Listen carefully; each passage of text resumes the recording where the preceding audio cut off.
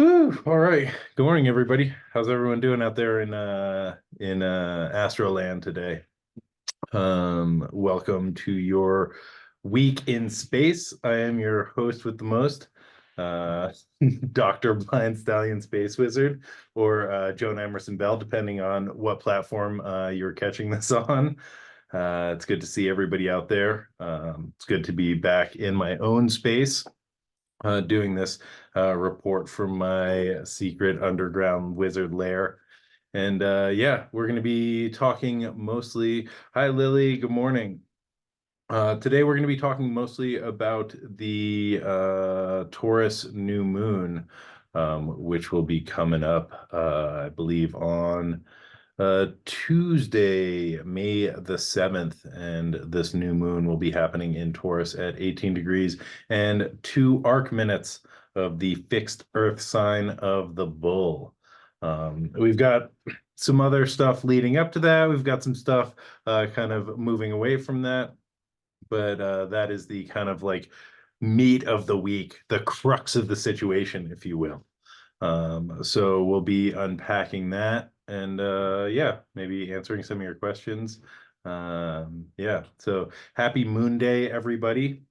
And for those of you who are new to this experience, I do this every single Monday at 10 a.m. Pacific time, 1 p.m. Eastern time. You can catch me on the excellent AstroStar Live app, which is the place that I do this through. I also put it on Instagram once in a while and on the YouTube. But AstroStar is a great astrology app, which provides a lot of excellent content, a lot of real live astrologers, real life professional astrologers, people who know this business, dropping a lot of pretty astute astrological wisdom. And so if you're interested in joining a pretty vibrant astrological community, learning more about the subject and getting involved, check out the AstroStar Live app. Yeah, so all right, welcome on in. Get yourselves something caffeinated to drink if it's that time of day wherever you are, or something relaxing to drink if it's that time of day for you. And without further ado, maybe we will jump into the astrology of the week. So today, Monday, May the 6th, we have Mercury in Aries forming a conjunction to Chiron in Aries. And this is going down at 21 degrees and 2 arc minutes of the cardinal fire sign of Aries. So this is the third conjunction of Mercury and Chiron. And this is occurring right before Mercury leaves their shadow, their retrograde shadow, which we'll be talking about next week. That happens on May 13th at 27 degrees and 13 arc minutes. When a retrograde planet leaves their shadow, that is the point where they turned retrograde, right? So we are sort of still in the process of rethinking, redoing, reimagining, reconnecting, yeah, all those things. Reconsidering all of the Mercury through Aries adventure, right? And then they hit that 27-degree moment. They like went back, and now they're turned direct, and they're going back again. And then on the 13th, they will leave that shadow and start trotting some new ground. But this is the third conjunction of Mercury and Chiron. So the first one occurred on March the 20th at 18 degrees of Aries. The second one happened on April the 15th at 19 degrees of Aries, and this occurred when Mercury was retrograde. And then this will be the third and final conjunction of this round, which is happening today, May 6th at 21 degrees of Aries. And I think this is important. This is important not only because I have a deep love for Chiron and I've been doing a lot of work around Chiron and that archetype. But this has also been a pretty like full-on Chiron year, in the sense that in February, Chiron was conjunct the North Node, which happens, every so often, but there seems to be a lot of kind of historical relevance with social justice movements, and with scientific breakthroughs, stuff like that. And so I think that Chiron is sort of really being spotlit this year. And Chiron is the archetype of the wounded healer, right? And so Chiron brings up a lot of our core wounding and a lot of our vulnerability.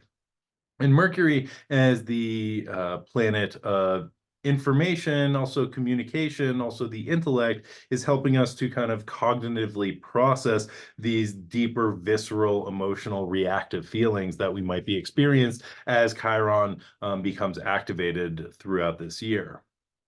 Also, kind of adding to the fun is America is going through their Chiron return, which was exact on April the 20th, which is the same day that Jupiter and Uranus were conjunct at 21 degrees of Taurus. America has their natal Chiron at 20 degrees and 8 minutes of Aries.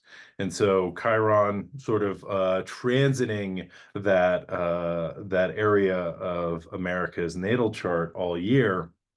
And that coming exact on April the 20th, which, also correlating with that sort of very big Jupiter-Uranus conjunction, which is one of the biggest conjunctions or biggest transits of 2024, in my mind, and also according to others in the astrological community. Right.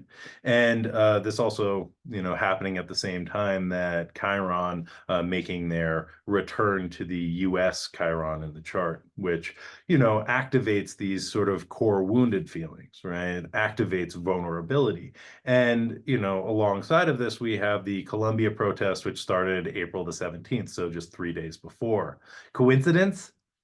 I think not, right? So I think like all of these things are sort of coming up, right? All these things are coming to the surface: dissatisfaction, vulnerability, woundedness, trauma signatures, right, are kind of coming to the surface. And Mercury throughout this time, right, from March through now, has sort of been coming in contact with Chiron, right? And I think helping us to sort of process some of the intense information that we're feeling on a somatic, on a emotional level, right? That don't really have words. And Mercury's coming in and being like, "Hey, what's going on? What are you feeling?" Right? And I think at first it's like, oh, it's got to be this, right? This is this feeling, right? And one of the things that Chiron likes to do is blame others, right? And I think that this is a very kind of key thing that happens, right? As soon as we're wounded, it's like, it's your fault. No, it's your fault, right? It's not any of your faults, just so you know. Didn't want to make you feel bad there. But right, think about it. If you stub your toe, right, and you hit your toe and it's like pain, right? And it shoots through your body, your brain just sort of goes, "Blah," right? As like we experience this searing pain. And my immediate reaction is like, that stupid desk. I love you, desk. Didn't mean that, right? Or that stupid thing. It's that thing's fault, right? And we like project, like in this moment of like visceral reaction, we tend to project out like that is the thing to blame. We scapegoat it, right? And this is one of the ways that Chiron functions. When Chiron receives that their wounding, right? They like sit in suffering and blame, and they are not able to be in that sort of more holistic understanding where they're able to like really show up in their full capacity as a teacher and being able to share their wisdom and share their knowledge, which is what kind of like allows them to be the teacher of heroes, which is the ideal of Chiron, right? But in that moment, in that wounded moment, it's like, it's that thing's fault. I hate that thing.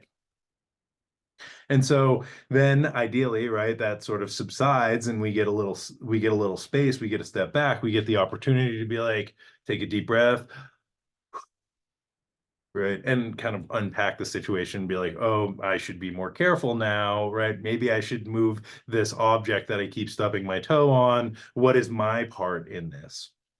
And so I think that the first hit of Mercury might have been like, it's this thing's fault, right? This is a story that makes sense about this wounding. This is a story that makes sense about this uncomfortability. This is a story that makes sense around my vulnerability, right? And so I can outsource that, I can project that, I can transfer that, I can blame this thing because it's that thing's fault. Right. And then we get the Mercury retrograde, which happened, which we're coming out of, but the conjunction happened on April 15th at 19 degrees of Aries, just 1 degree away from the US natal Chiron. Right. Also, just 2 days before the Columbia protest started. Um, and so then we have Chiron being like, or like Mercury coming back in conjunct Chiron and being like, wait a second, hold on 1 second, right? Maybe, right? Maybe it's not that thing's fault, or maybe there's another story that I can tell, or maybe there's a different way that I can approach this, or let's think about this like really visceral feeling that I'm experiencing.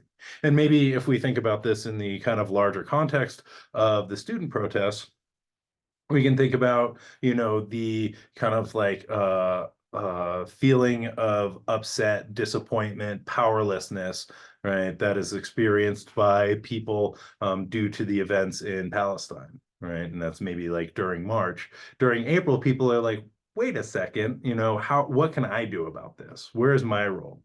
Right. What is a way that like I can have my voice heard? What is a way that I can transmute the suffering that I'm experiencing, the sense of vulnerability, the sense of pain, right?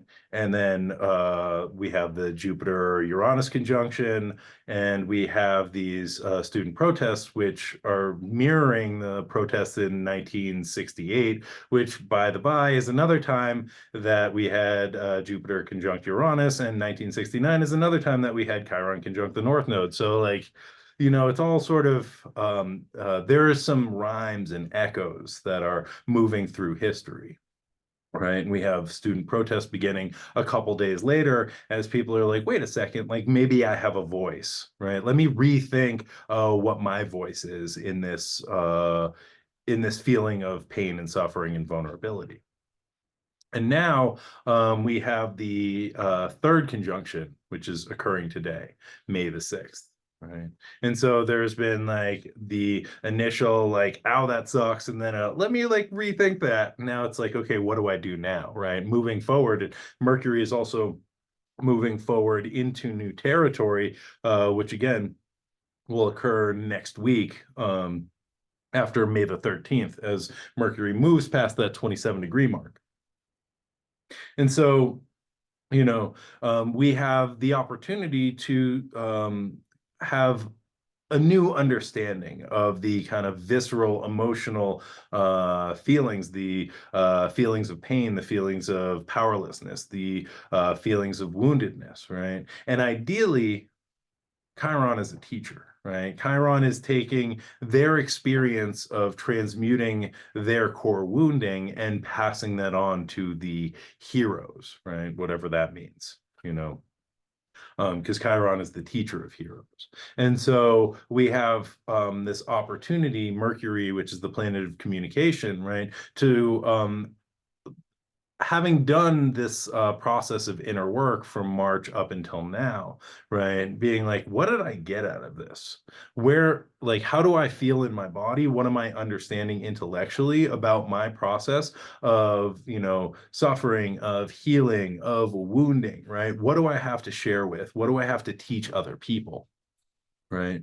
What did I learn from all of this? And how can I carry that on?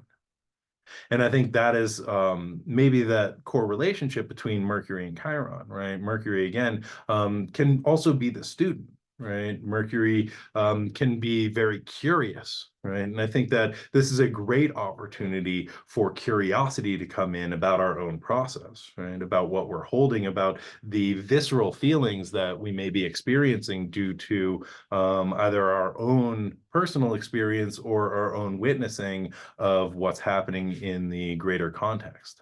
you know. Also, this I think has a lot to do with, again, that Jupiter-Uranus conjunction and the breakthroughs, the breakdowns, the liberatory and the revolutionary spirit that is happening in the kind of larger structure, right? And also, how do I notice that in myself? And what parts are like, no, right? It can't change, or I'm scared for it to be different. You know, what part of our own wounding comes up around the possibility of change? You know, because I think that change becomes very activating, even if there is a potential for better change. And I think that this is also a Chiron piece, right? There is the suffering that we know, and that suffering, although it sucks, can be very comforting, right? Because it's known. And you know, even though the suffering really sucks, there's a part that says it's probably better than whatever's out there, right? It's like, oh my God, I do not want to have to get used to something different, to something new, to a new type of suffering. Oh, that would be the worst, right? And, you know, I think that being able to rope that in a little bit and be like, you know, perhaps change is better. Perhaps like what is just on the other side of this might be better than the suffering that I've grown accustomed to, than the misery that I have taken as my company. You know, and I think that this is a very like normal human thing. And I experience this on a daily basis, right? And I think it takes a lot of courage to move beyond that. And I think what Mercury can offer us is curiosity, right? What might be out there? What could it be like? If I were to imagine a different story, a different scenario, a different outcome, what could that look like? You know, how could it be different? How could it be better?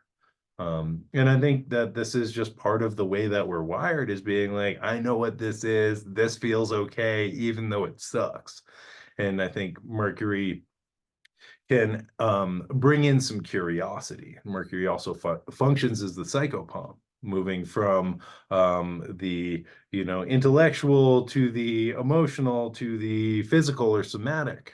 You know, Mercury moves between the known and the visible world and the unseen and the underworld and the unconscious world. And Mercury, as this sort of messenger, this go-between between these worlds, can bring information from the unconscious, which may have a better picture of what's going on and what our potential might actually be than what we can see. And I think that kind of conscious, survivally oriented part that comes online, especially when we're feeling vulnerable or wounded, can really grip to the known and be like, no, it's got to be like this, right? And I see that as like Chiron suffering in their cave, being like, I don't want to go out, right? And it's like, hey, Chiron, maybe you would feel better if you took a shower. Chiron's like, no, I don't want to. Sorry, that feels very close, right? Where it's like, I just want to like lay around and eat junk food because I feel so bad. Mercury might be like, hey, let's get curious about what it might be like if you got some sunlight, if you like went and saw a friend or something, what if we did something that might feel good? Because again, I think that there can be a real holding on to the suffering, and the story that like this wound will never heal, it'll never get better. And again, I offer the curiosity of Mercury that gives us the opportunity to tell a different story. And we can think about, what would this story look like if I was already healed, if the situation was already better, if we had already gone through the challenge, how would that look? We can think about this as like the miracle question. If I woke up tomorrow and everything was better, how would I know? And what would that look like? And then we can be like, okay, cool. How did I get there? If you woke up tomorrow and everything was, fixed, better, ideal, what would that look like? And then you can think about, how did I get there, and work our way backwards, right? And that's just a way that we can approach this conjunction. So yeah, let me move on. I think that's everything that I had to say about this. Uh, Um, oh yeah, and I guess like the last thing, just checking my notes, the last thing, to think about is like as Chiron activates a lot of vulnerability in the system, and these vulnerable parts come online. What is it like to open communication with them? Because I think that there can be a real kind of like this vulnerability, this wound gets activated at a very kind of like basic level, at a very core level, and it can be very destabilizing. And there can be the immediate sort of, I want to push this away, or that's not okay, or I can't have that. You know, this has got to go. This is bad, right? We can come into judgment. And I think Mercury is like, what if we, again, got curious about that, and open up communication with this part that's feeling some type of way and giving it a little space to, say what it needs. Because I like to believe that we all know what we need to heal us, right? That it's not like the astrologer or the doctor or the therapist or the like person out there who's the expert with the wisdom, that is like going to fix us. It's not a partner, it's not a person, it's not a job, right? None of these things are going to fix us. The only thing that's going to fix us is us. And what we need to fix us is already in this system. We already know what it is. And also, maybe fixing isn't the right word because that implies a brokenness, and I don't think any of us are broken. There's like challenge that we're experiencing, but in our internal world, I believe that we hold the medicine and the key to ease that suffering. And when that like wounded part comes up and is like, I don't like it. Again, there can be the desire to be like, no, absolutely not. I've got to get to my job, right? I've got an appointment. Yeah.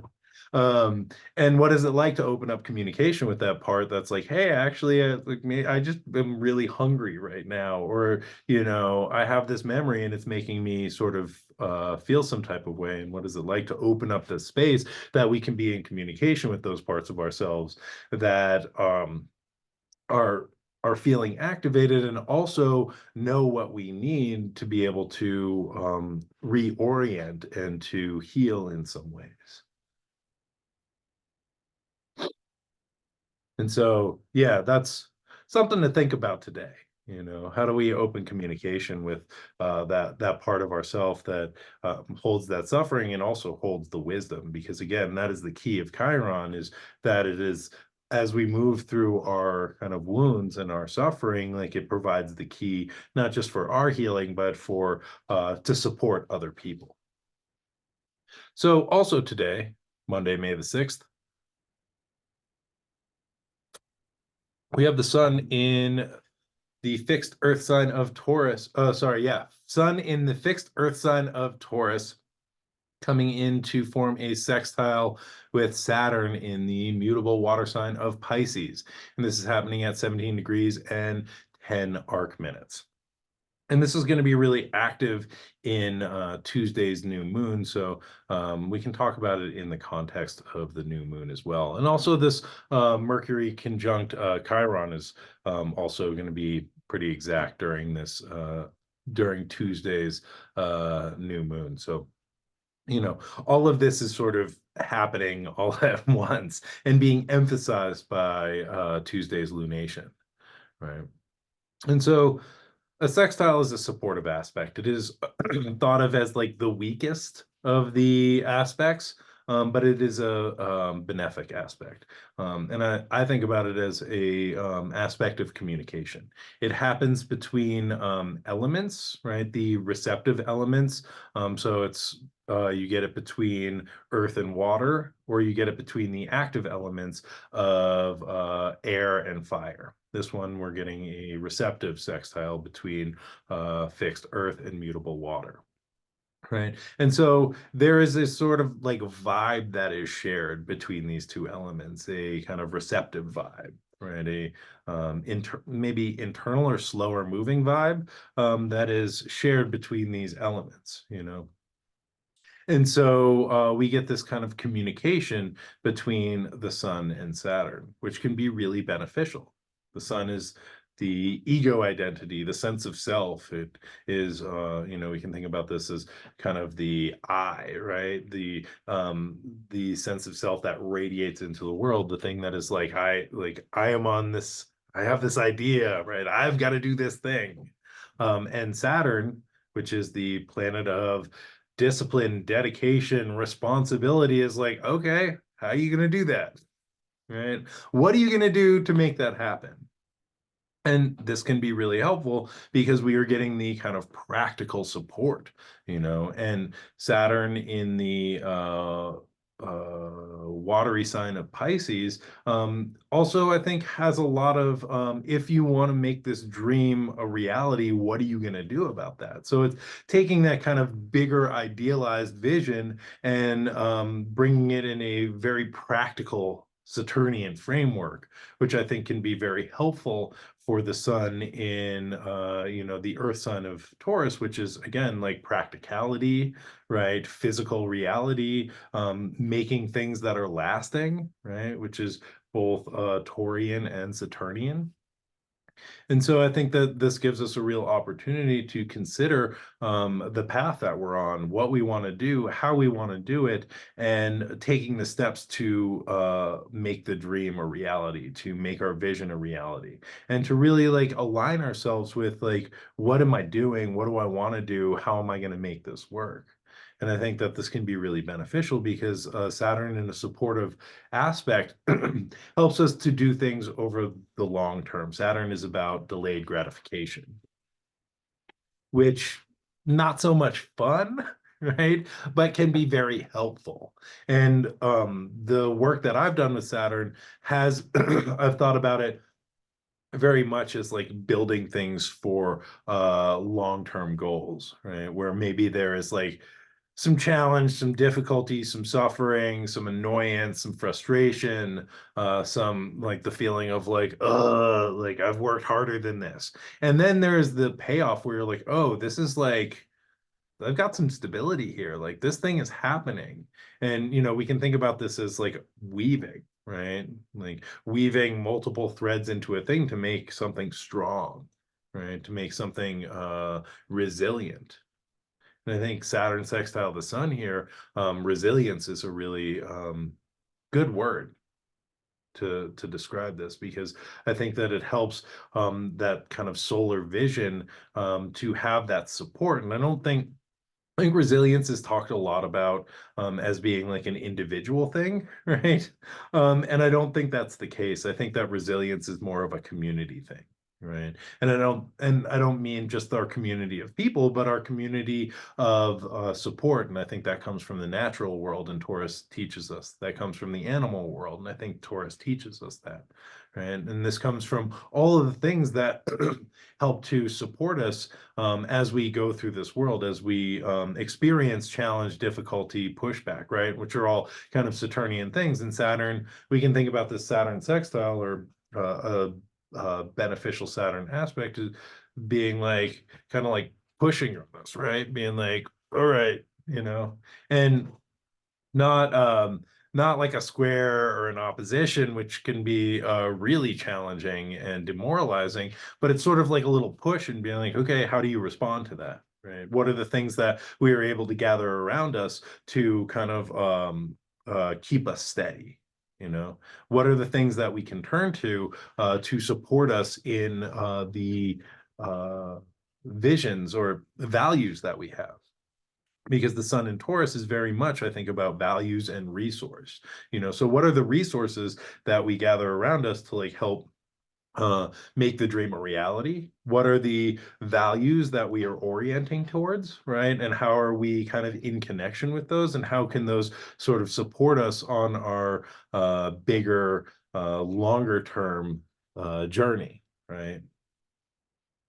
And we are getting this sextile today, right, in the dark moon, right before this kind of new moon. This is as the moon is just like whittling down to absolutely nothing, to this new moon moment, right, when we have this opportunity to plant the seed. But in this dark moon, this is the last like shedding, right? And Saturn, planet of austerity, is like, okay, what is no longer serving you? Right? What can we empty out completely to make space for this new moon, for this something new to take root, for a new vision to be initiated here.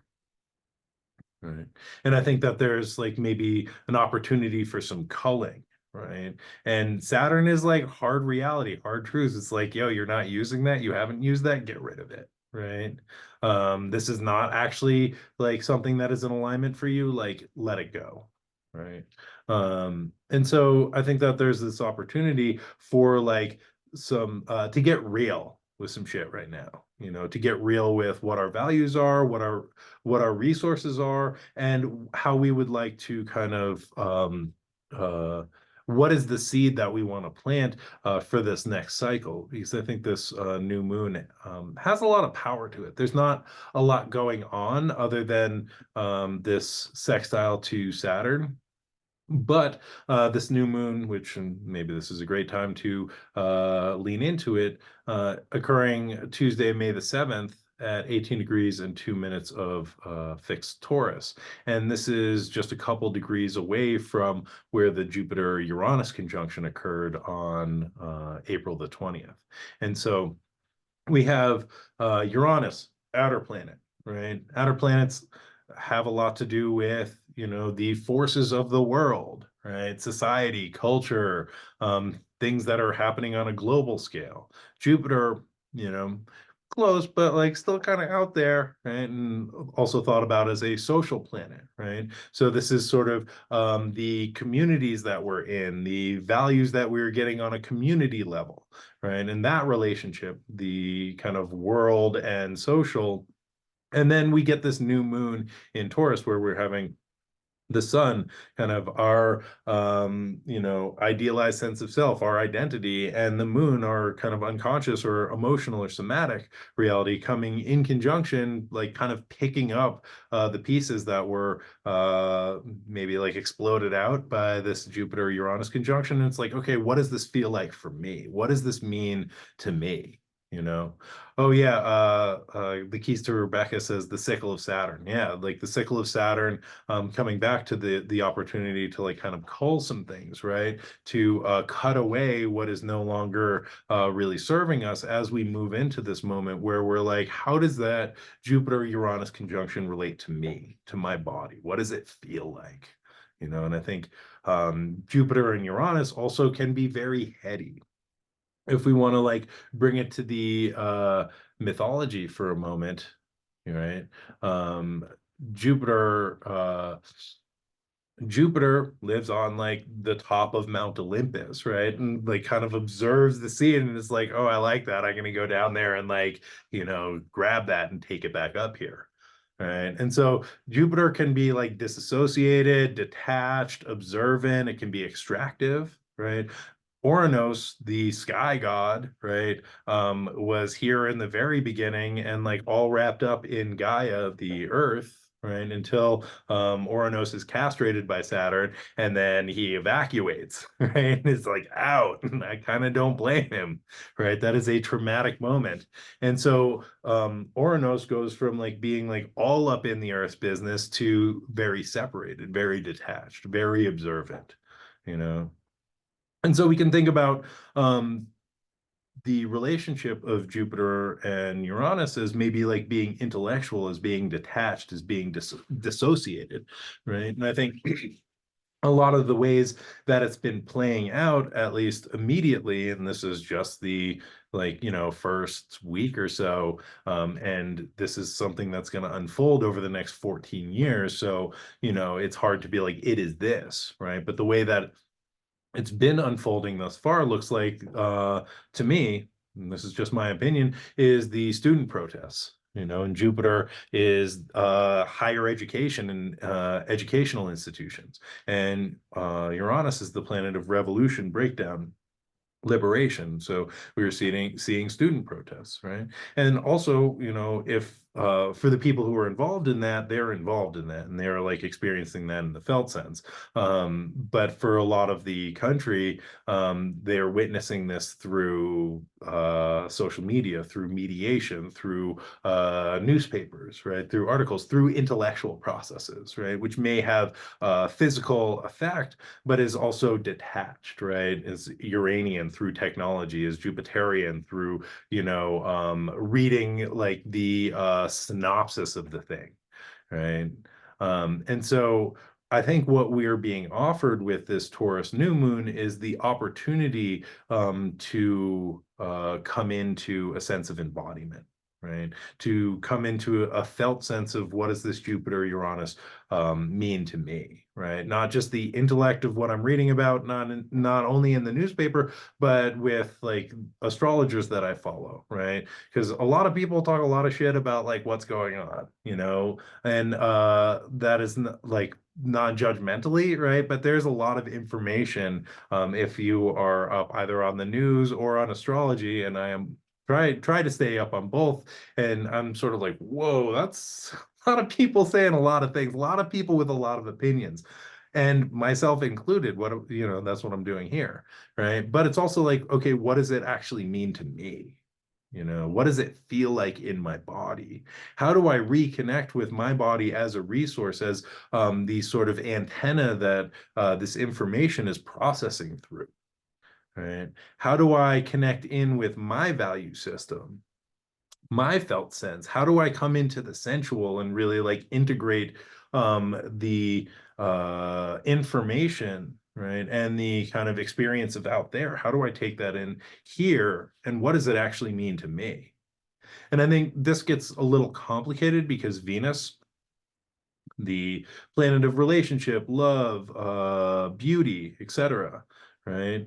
And the dispositor of this new moon, the ruler of Taurus, where this new moon is taking place. That's what that big word means, I think.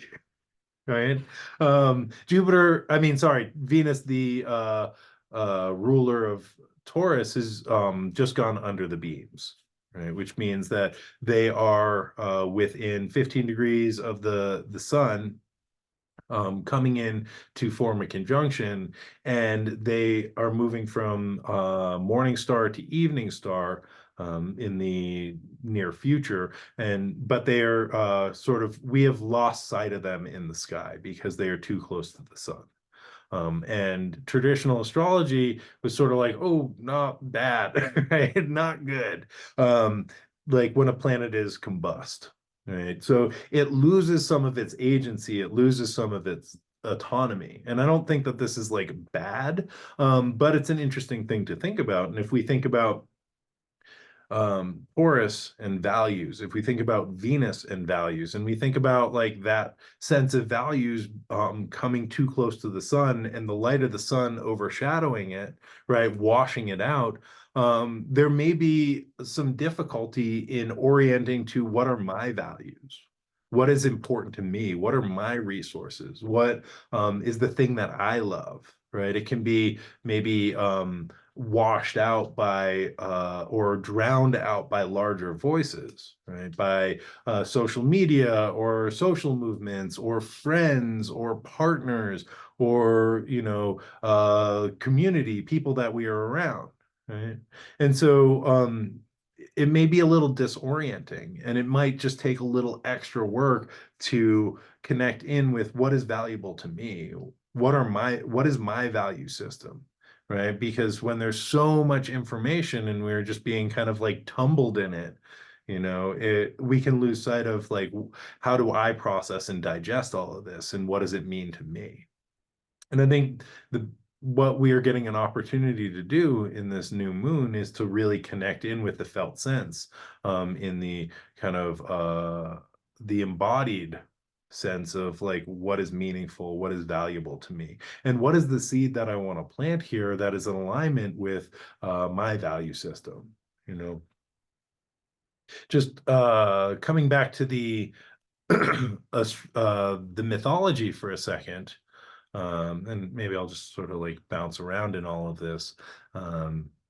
But if I can find, I wrote all these brilliant notes about this, and then I like can't read them.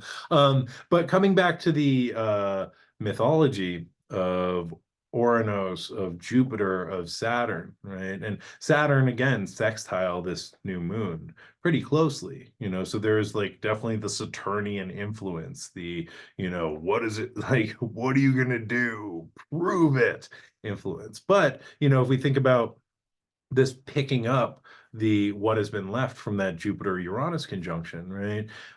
We have the three main figures of the intergenerational drama that is the core of the Greek cosmology, right? We have Saturn, who is the first revolutionary, who castrates Oranos, who then like flies up into the sky, and Saturn takes power.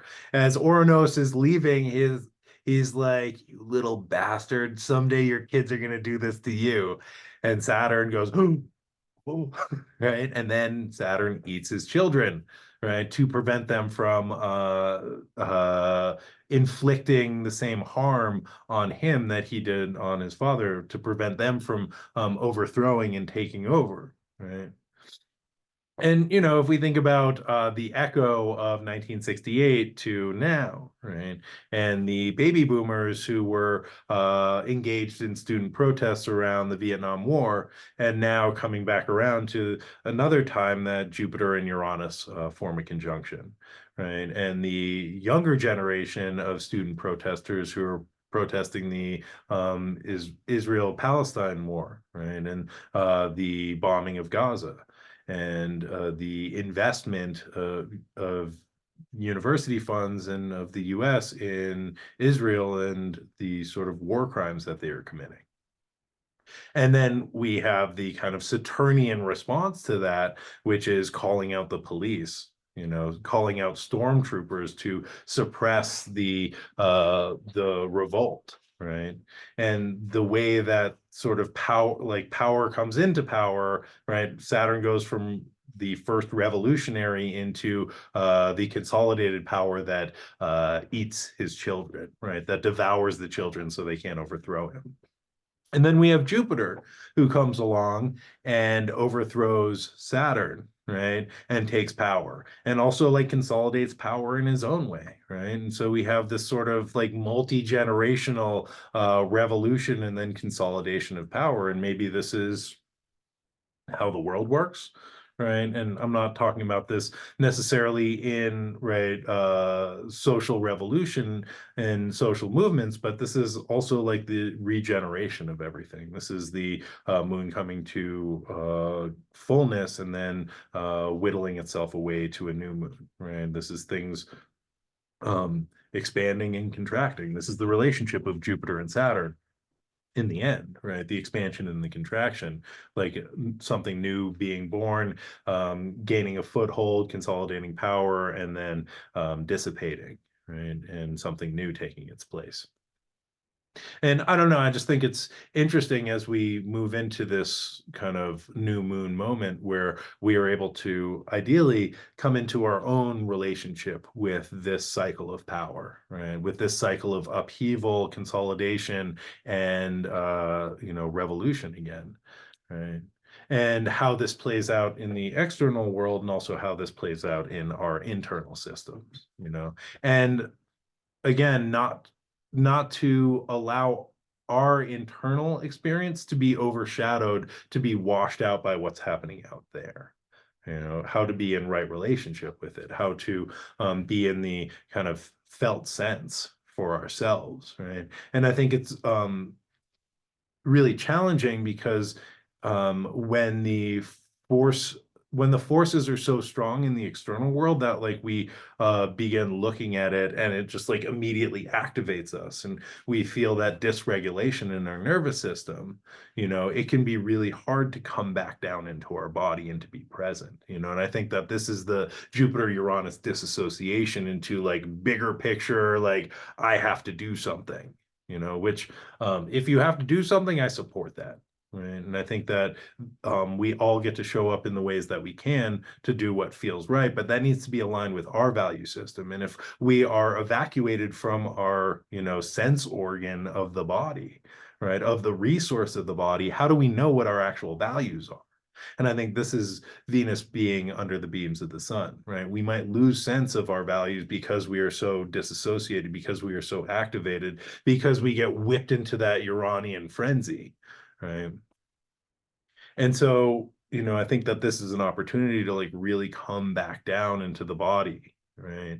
And to really feel into what am I connected to? What are my resources that like help me to feel connected, that help me to feel present, that help me to tune into my value system, right? And coming into a real alignment of one's value system and knowing, okay, this is the next right thing. And I think that in conflict, in revolution, in upheaval, in conflict with power and authority systems, it can be incredibly dysregulating, right? There can be a lot of visceral fight for my life feelings, which, I think is part of the game, but it's also like, okay, then how do we take care of ourselves and how do we take care of each other? Um, and Jess says, this is a great question. Aren't planets in their own domicile protected from being under the beams or being combust?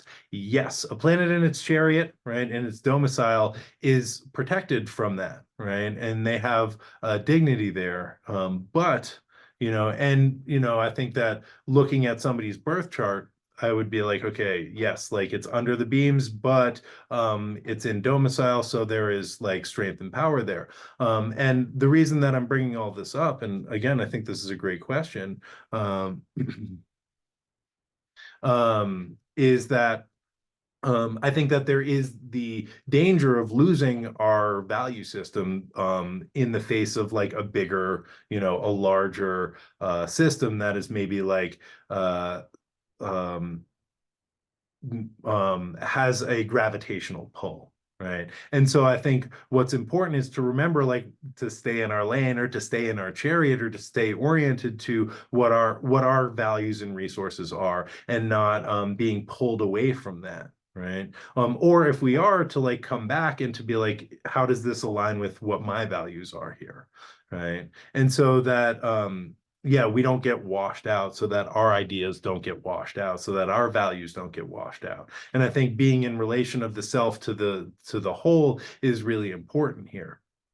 And I think that there's more of an opportunity to stay connected, but we can think about like the body as the chariot, right? The body as the chariot of Taurus that Venus rides in, that protects Venus from getting washed out or lost. So the other thing that I want to bring in, and this is maybe more on a personal level, but this new moon is occurring in the second decan of Taurus. And so the decans are another kind of um, system of rulership or domicile where every 10 degrees there is a different each 10 degrees of a sign are ruled by have a different planetary ruler, and also are kind of, I think, uh like spirit houses is the best way that I can think about it. I think that like each 10 degrees of a sign has a different spirit, which has an affinity with a ruling planet. The second decan of Taurus is connected with the moon, and is thought about as success, right? Is one of the ideas of the second decan of Taurus. And so as we are coming into this new moon, there's also this opportunity to think about what success looks like, and how to plant the seeds for what we envision success to be. And I think that coming back to the sense of value, right? It's like what values do we hold that really shape our ideas or ideals about success? What is the success that we are going for individual and the collective? Right. And I think Saturn in the sextile to this new moon is really helping to create like a foundation right? That this seed can be planted in, something that can unfold over a long period of time and really grow and develop very strong roots. And in the 36 Faces, Austin Coppock talks about this decan as, or a definition of success, which is uh, results of virtue practiced over time. Right. So we can think about like what are the virtues that we want to be practicing? And I think that that is the Saturnian piece also, which is like, what are the things that we are developing over time? What are the virtues that we are putting that energy into?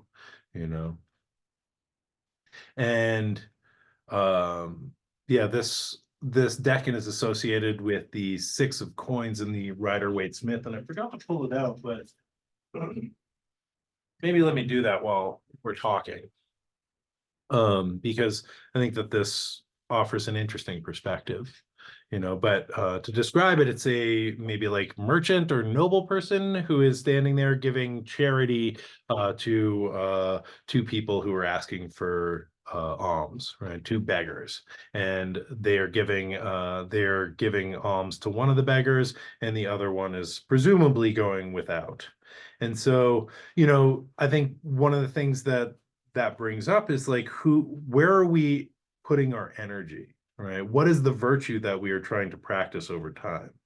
What is the thing that we are dedicating towards, right? What is the value that is helping to orient us to where we want to put that energy? And I think that this new moon is an opportunity to really connect in with that deeper knowing of that value system, that thing that is worth dedicating towards or worth dedicating to. Um, and so, yeah, and this decan, right, Taurus is, we can think about as an agricultural sign, right? And this following the like sort of emergence of Aries on the scene. And then it's like, okay, now how do we grow? What does the process of growing look like? What do we need to do to tend to the seeds that we have planted? And there's the relationship of not just the kind of moment of initiation of like planting that seed and bringing it into being, but then what do we do with it, right? How do we tend the things that we are growing and cultivating? How do we, what is that long-term dedication to the practice of the thing that we want to make a reality? And I think that this is where the idea of success comes in, right? Because again, that success is virtue practiced over time. And so, because time is finite, because energy is finite, it's like, where do we want to put that energy? What do we want to cultivate? How do we want to really direct our energy, um, that finite energy, into the work that we are doing? And I think really at the core of it is like, what is worth doing, you know? And how do, like, what is worth putting my energy towards? And what is the thing that I really want to cultivate? And like, am I willing to put in the work to help that thing to be a reality, to last over time? And, maybe this is a big question, but we can start with big questions, right? And kind of work smaller, work more locally, right?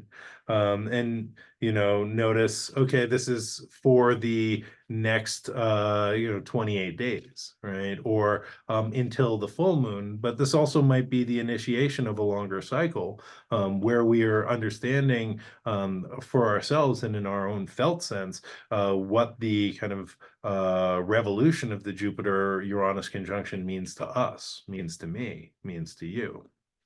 And anyway, I just wanted to pull up the Six of Coins, which is the card associated with the second decan of Taurus, right? And we have this person who is holding a scale and weighing, right, who gets what. And on one hand, right, I think that this is the hierarchical structure of, the person who has, and then those with the have-nots, right, who are really dependent on the upright merchant person to sort of give them enough to survive. And I think this is one of the values that I feel like, or like cultural values that I'm like, I don't like that, right? That's got to change. I do not like this hierarchical dynamic, right? And so what needs to change so that that can change? What needs to change in me so that that can change? What is it like for me to plant a new seed that's like, no, what is, to create horizontal structures of mutual aid and support rather than hierarchical structures where, like, one person is doling out to others what they need to survive, you know? And I like this idea of the scales on the side and being like weighing what is like the most important here. And I think, again, we get to do that in the body, right? We get to take the kind of intellectual idea and bring it into the body and be like, how does this actually feel to live in this? You know, and to step away from like, well, like, how would that work or what would that be, right? And to reorient to the Taurus connection to the body, to the physical, to the natural, and being like, actually, like, the resources that exist are not just like this dude with the coins, right? But is maybe a broader spectrum of what is available through connection to the self, through connection to the natural world, and through connection to community. Um, so with that, we got about 4 minutes left, but I don't know. I just wanted to wrap it up and wish everybody a happy new moon in Taurus. I guess the other thing that I will say to kind of close this off is that next week, or sorry, on Wednesday, we will have the moon conjunct Uranus and then Jupiter. Right. So on Wednesday, after the day after this new moon, we'll also get this like maybe like moment of noticing, okay, like this is what this feels like, this is how I'm experiencing this in my body and my emotional understanding. And then next week, we have the sun conjunct Uranus next Monday on May the 13th, which is the same day I believe that Mercury leaves their shadow, carrying some new information forward. And then the sun will conjunct Jupiter on Saturday, May the 18th. And I think, again, this is bringing us into a more personal connection with the Jupiter Uranus conjunction and how that unfolds, not just in the external, but how it's unfolding in the internal landscape as well. And how do we bring these two things into relationship, right? And how do we lend our voice as a thread to the larger weaving of the world? And so with that, my friends, thanks for tuning in. I just wanted to let everybody know again that I do this through the excellent AstroStar app. AstroStar is an astrology app. You can find it on for your phone, Apple, Google, whatever, Android, iPhone. Check it out wherever you get your apps at. It is a great community of astrologers and astrologically minded people. And there's some brilliant astrologers like Richard Winooski, Sam Reynolds, Tara Tall, Cameron Allen, myself, people who have been at this for a while and are dropping astrological knowledge on the regular, doing talks, teaching classes, and giving readings. So if you're interested, check us out on AstroStar Live. I'm available for doing readings, and I do this talk each and every Monday, 10 a.m. Mountain Time, 10 a.m. Pacific Time, 1 p.m. Eastern Time. Woof. And yeah, so AstroStar Live, you can follow me. I got a link in my bio about that. And usually I put it in my stories. I took the day off yesterday, so I didn't throw a story out about that. Also, I do a astrologically themed radio show every Friday on my Patreon, Saturday for the public, which I've been on vacation for a week, so I didn't do that for the past couple of weeks. I apologize, but I will be getting that out there for all y'all this week, I hope. And then, yeah, so you can find that on SoundCloud at Camp Wizard Camp, or through my Patreon, Camp Wizard Camp. Also, and this is very exciting. I'm teaching a class with the brilliant Sarah Janes, who is a published author through Inner Traditions and a mythologist. And we'll be teaching an 8-week class on mythology and dreaming, which will include special guest speakers.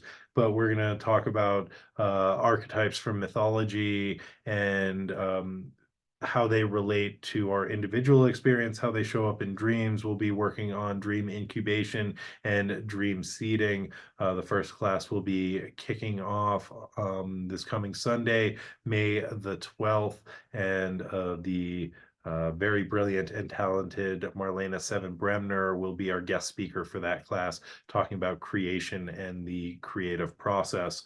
Some other guest speakers that I've lined up are Samuel Reynolds, who is a brilliant astrologer, also on the AstroStar app, and Kristen Mathis, who is a Orphic scholar, who will be talking about the underworld and underworld myths. Sam Reynolds will be talking about the archetype of serpents. So pretty cool stuff out there. I got a link in my bio and a couple links in my stories if you want to check that out. But this is the last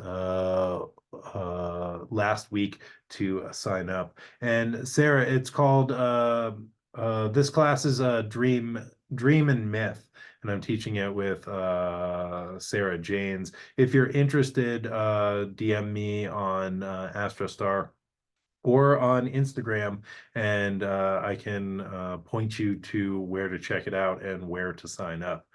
And with that, I think that's all the astro weather that is fit to print. Thank you, everybody, for tuning in, and I wish you all a very happy and fertile and resourceful and valuable Taurus new moon. And I will see you all next week.